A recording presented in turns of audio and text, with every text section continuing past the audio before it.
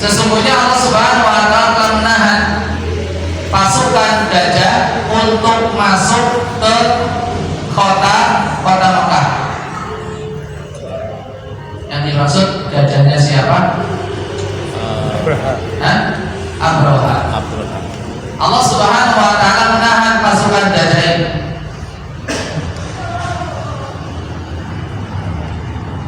Dan ini menunjukkan apa? Faedah yang ketiga tentang besarnya kuasa Allah Subhanahu wa taala.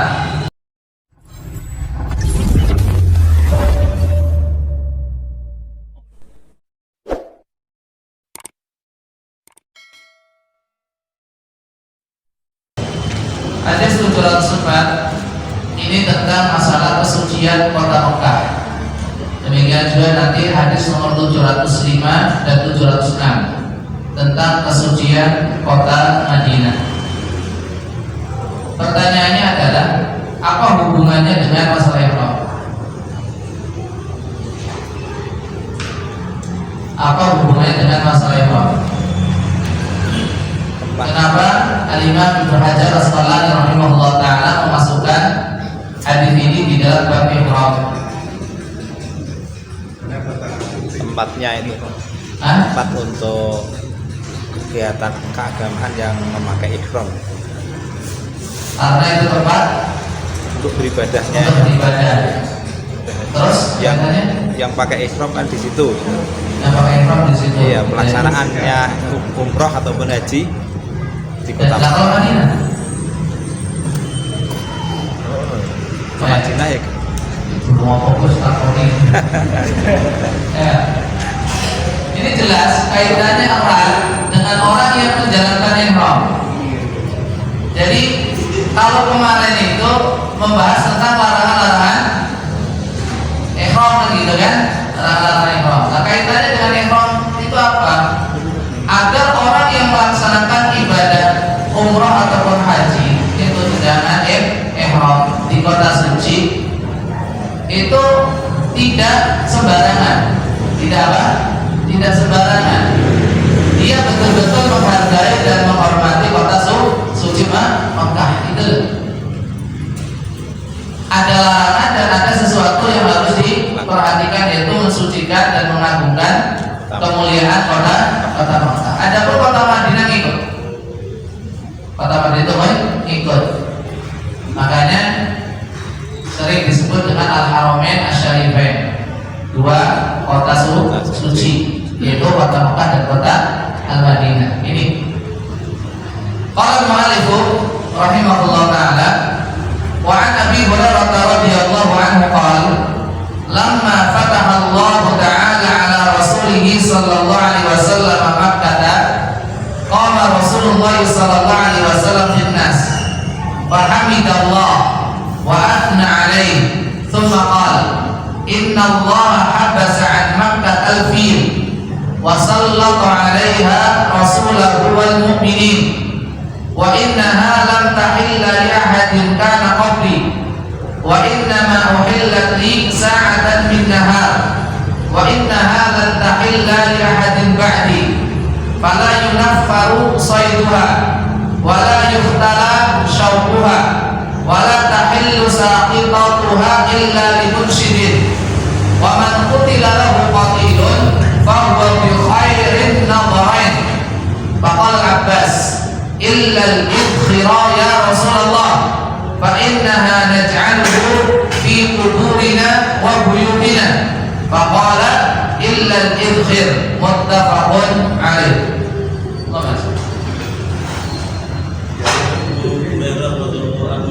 Yang berkata, ketika Allah menundukkan kota Mekah berumrah berjalan, beliau berdiri di tengah orang-orang lalu memuji Allah dan menyambungnya.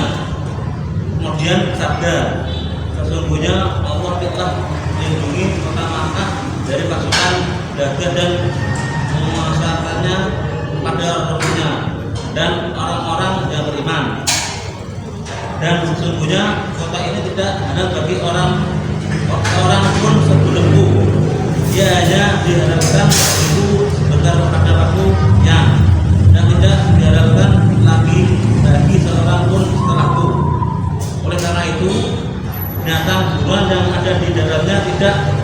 hajar. Beri pohon yang tumbuh di dalamnya tidak boleh dipatahkan, dan benda yang jatuh tidak boleh diambil kecuali bagi orang yang mengungkapnya. Dan barang siapa terbunuh, maka warganya boleh memilih yang terbaik antara dua perkara, denda atau kisos. Lalu Abbas berkata, kecuali tumbuhan izgir, baik Rasulullah, sebab kami menggunakannya di kuburan dan di rumah kami. Beliau berkata, kecuali tumbuhan izgir. Takut alai. Nah, jazakallahu khairan. Hadis ini diriwayatkan oleh Imam Al-Bukhari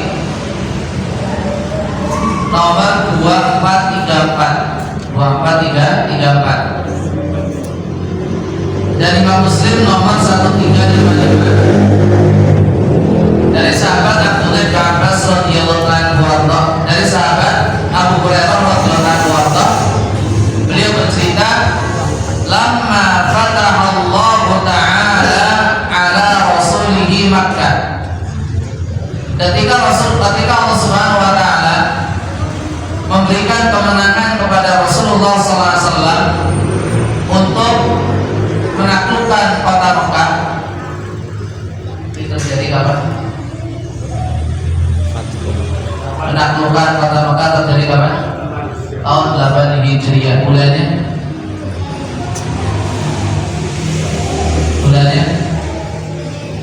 bulan Ramadan. Bulan Ramadan tahun 8 Hijriah. Kenapa Rasulullah SAW menaklukkan kota Mekah?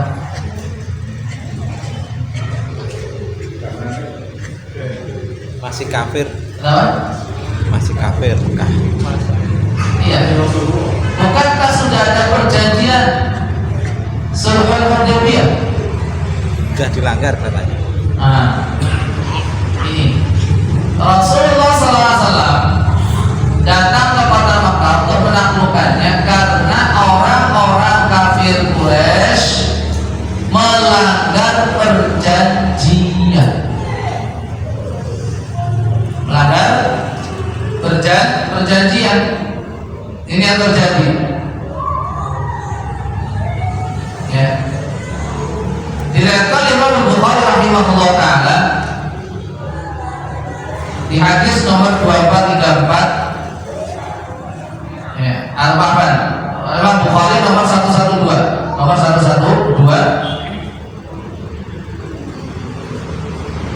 bahwasanya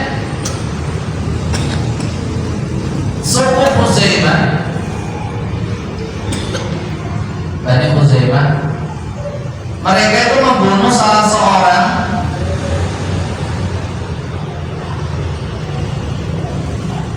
dari Bani Laith,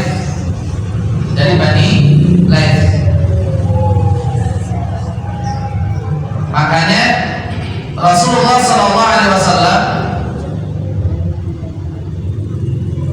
kemudian menaiki kendaraannya lantas menyampaikan khutbah ini. Jadi khutbah ini disampaikan Rasulullah SAW itu menurut riwayat sebelum beliau menaklukkan kota Mekah. Jadi beliau memberikan alasan dulu, karena kota Mekah itu kota suci yang tidak boleh diserang, tidak boleh ada peperangan, tidak boleh ditumpahkan darah di situ karena kota suci. Tapi kemudian Nabi Sallallahu Alaihi Wasallam menyampaikan khutbah ini sebagai sebuah alasan, ya, sebagai sebuah alasan. Jadi terjadi pada tahun 8 Hijriah pada bulan Ramadan. Qala Rasulullah Sallallahu Alaihi Wasallam Rasulullah SAW kemudian menyampaikan khutbah. Ada satu faedah penting di sini, yaitu apa? Bahwasanya ketika menyampaikan khutbah untuk memberikan nasihat, peringatan kepada orang-orang, itu anjurannya adalah berdiri. Makanya nggak ada orang khutbah itu duduk.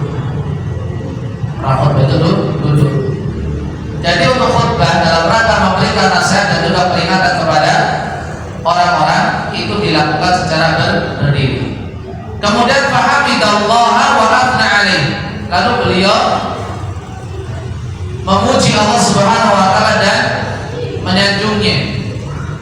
Ini juga faedah yang bisa kita ambil. Faedah yang kedua itu apa? Hendaknya atau anjuran memulai khutbah dengan bacaan hamdalah. Khutbah disampaikan dengan bacaan hamdalah sebagai pembukaan. Dan ini merupakan kebiasaan Rasulullah Sallallahu Alaihi Wasallam. Adapun sholawat tidak disyaratkan, ya, karena di sini disebutkan bacaan hamdalah. Kemudian beliau alaihi salatu wasallam bersabda, Innallaha habasa an Makkah al-fil. Sesungguhnya Allah Subhanahu wa taala telah menahan pasukan gajah untuk masuk ke kota Mekah. Yang dimaksud gajahnya siapa? Abraha. Allah Subhanahu wa taala menahan pasukan gajah ini.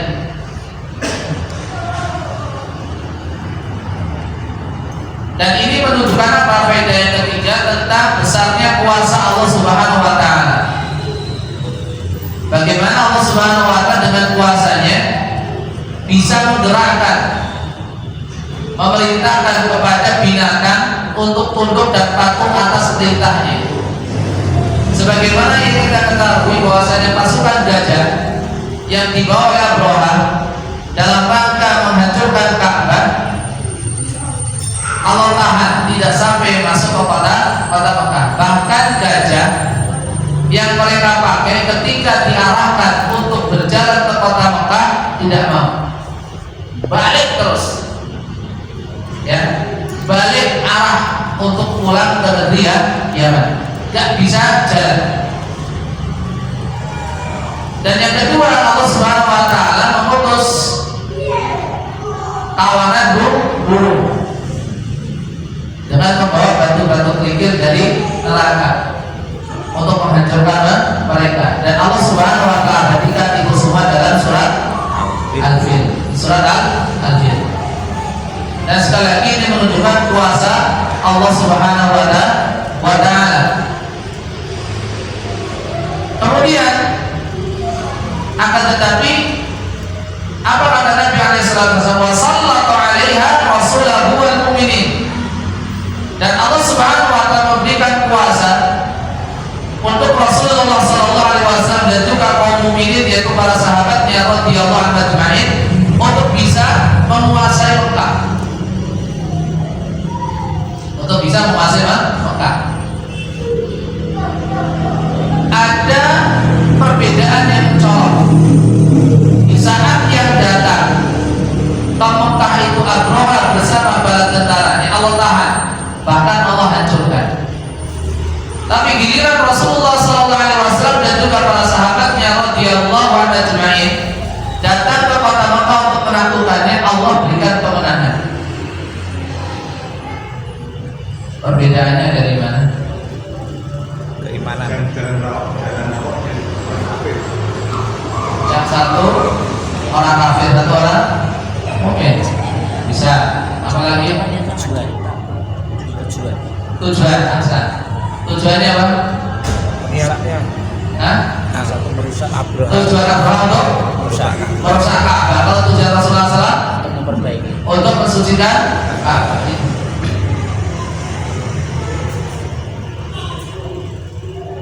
Jadi apabila tujuan orang itu baik, yakinlah Allah Subhanahu wa taala akan memberikan kemudahan. Akan memberikan kemudahan.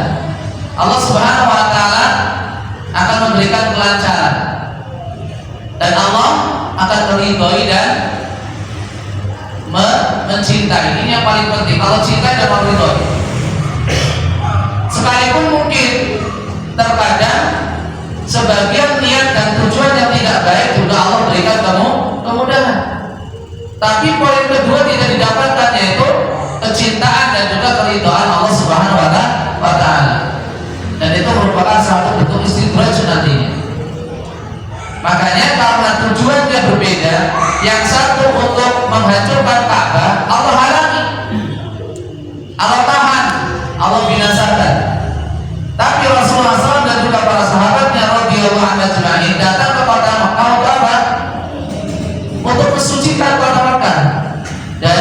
patung-patung, dari berhala, dan juga dari amalia-amalia kesyirikan dan simbol-simbol kesyirikan.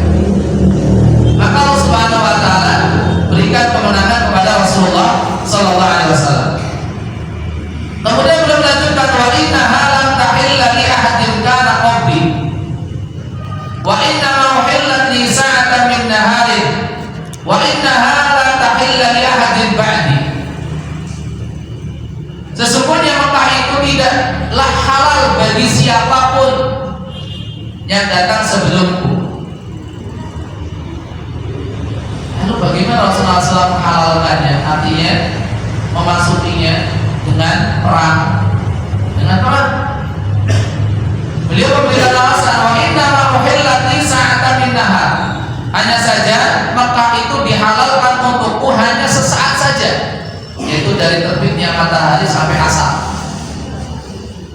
Tidak satu hari penuh, dari terbitnya matahari sampai waktu asar itu dihalalkan, ya, untuk melakukan peperangan dan pertumpahan darah di sini. Dan setelah itu apa? Diharamkan lagi. Wa innaha la tahilla li ahadin ba'di. Dan sesungguhnya Mekah itu tidak halal bagi siapapun setelahku.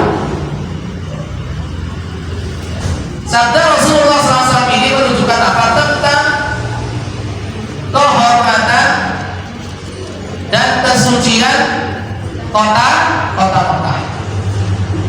Kehormatan dan kesucian kota Mekah, di mana tidak diperkenankan terjadinya pembunuhan, tidak diperbolehkan terjadinya peperangan di Mekah, dan seluruh tanah haram, dan ini berlaku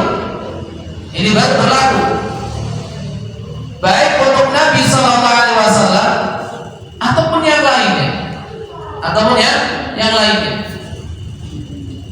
karena Allah Subhanahu wa taala telah mengharamkannya melalui Nabi Ibrahim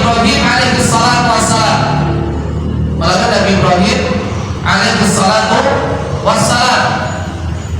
Ini di mana Nabi Ibrahim alaihi salatu wassalam berdoa kepada Allah Subhanahu wa taala untuk menjadikan Mekah dan sekitarnya sebagai tanah haram yang aman. Maka dari itu sekali lagi sabda Nabi alaihi salatu wasallam ini menunjukkan tentang kehormatan, kemuliaan dan kesucian tanah haram Mekah dan sekitarnya. Maka tidak boleh terjadi pembunuhan, tidak boleh pula terjadi peperangan.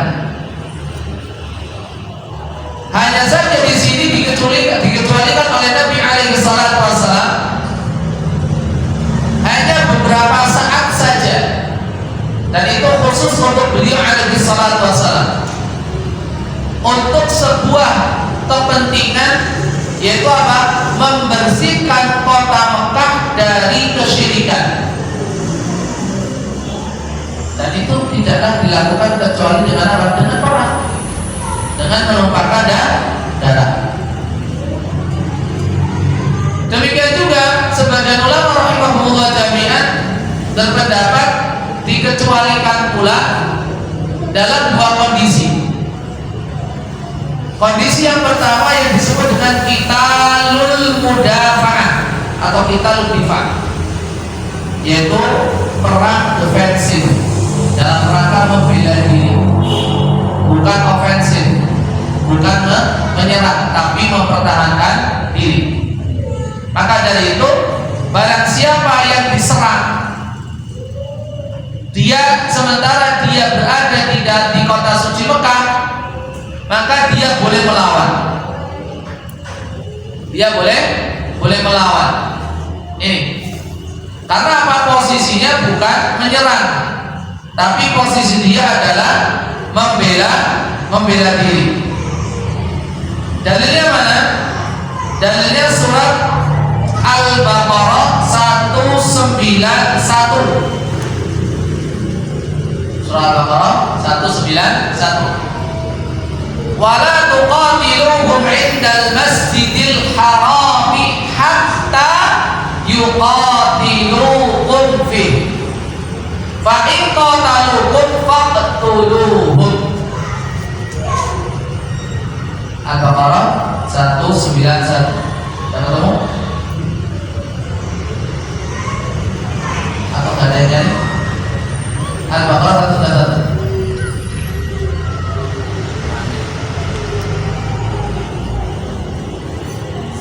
Dan bunuhlah mereka di mana kamu temui mereka, dan setelah mereka dari mana mereka telah menemukan kamu, dan fitnah itu lebih kejam daripada pembunuhan. Dan janganlah kamu Dan janganlah kalian ya.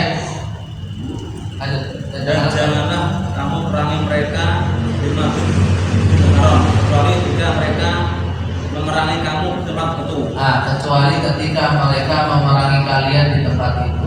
Lanjut. Jika mereka memerangi kamu, maka perangilah mereka. Ya. Jadi kondisi yang pertama, diperbolehkannya terjadinya pembunuhan ataupun peperangan ketika seseorang itu dalam rangka membela diri, melakukan tindakan pembelaan diri, bukan penyerangan. Yang kedua adalah ketika adanya kasus pembunuhan kemudian ditegakkan qisas.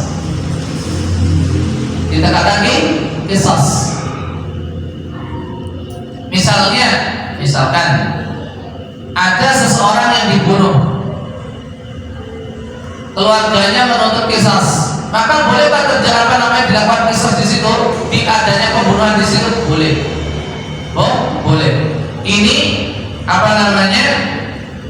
pengecualiannya. Seperti misalkan ada seorang berbuat zina, nasallallahu alaihi wasallam, di kota Mekah, dan dia sudah berkeluarga, hukumannya apa? Rajam, dibunuh dengan cara dirajam. Katanya nggak boleh membunuh. Iya, tapi ini lain. Ini pengecualian, yaitu dalam rangka penegakan qisas atau penegakan had, hukuman Allah Subhanahu wa Ta'ala, termasuk di dalamnya cambuk, termasuk di dalamnya potong tangan. Diperbolehkan. Itu pengecualian.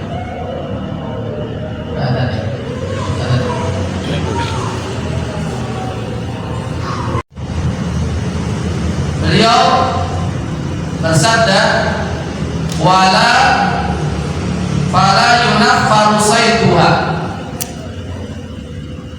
Bentuk kesucian tanah haram adalah yang berikutnya: binatang buruannya nggak boleh diusir, nggak boleh usir. Ya. Misalkan ada binatang lagi enak-enak niup ngadem di bawah pohon, jenengan burak berenang sana. Ya. Lalu diburak nggak boleh. Ya. Dikejar-kejar nggak boleh, apalagi disakiti, apalagi dibunuh. Ini. Demikian juga kalau diusir dari tanah haram, biarkan. Ini menunjukkan apa? Tentang keamanan tanah haram. Sampai binatangnya pun dilindungi, tidak boleh diganggu, nggak boleh dikejar-kejar, nggak boleh diburu. Para binatang itu nyaman, ayam, tentrem, hidup di Mekah dan tanah haram yang ada di sekitar. Ini. Kemudian yang berikutnya, wala yuftala syauquha, larangan memotong pohon yang ada di Mekah, nggak boleh. Termasuk juga apa? Rumput-rumputan dicabut, nggak boleh. Lihat, sampai tumbuhan pun dilindungi. Ya, dilindungi. Dan di sini disebutkan syauquha, tumbuhan yang berduri. Ini menunjukkan apa? Lawang tumbuhan yang berduri saja, yang kadang melukai menyakiti orang itu saja nggak boleh dipotong, nggak boleh ditebang, apalagi tumbuhan yang lain. Ini loh, yang berduri saja nggak boleh, ini maksudnya. Jadi bukan berarti kemudian yang berduri saja yang nggak boleh, yang lain boleh, enggak. Lawan yang berduri saja nggak boleh, apalagi yang lainnya, gitu loh. Dan ini menunjukkan tentang kesucian tanah haram. Apakah ada konsekuensinya bagi orang yang memotong, menebang, mencabut tanaman yang ada di tanah Mekah? Khilaf di kalangan para ulama. Khilaf di kalangan para ulama. Pendapat yang rajih adalah tidak ada hukuman apa-apa. Tidak ada hukuman apa-apa. Tapi pendapat yang kedua mengatakan ada hukumannya. Dan pendapat yang pertama ini yang sahih. Kenapa? Karena tidak ada dalil dari sunnah. Kalau seandainya ada hukuman yang diberlakukan kepada orang yang memotong, menebang pohon yang ada di tanah haram di kota Mekah dan sekitarnya, niscaya Nabi SAW menjelaskannya. Karena tidak ada penjelasan dari Nabi SAW, maka tidak ada konsekuensi hukuman. Pendapat yang kedua mengatakan ada dalil, ada, yaitu dari sebagian ulama salaf.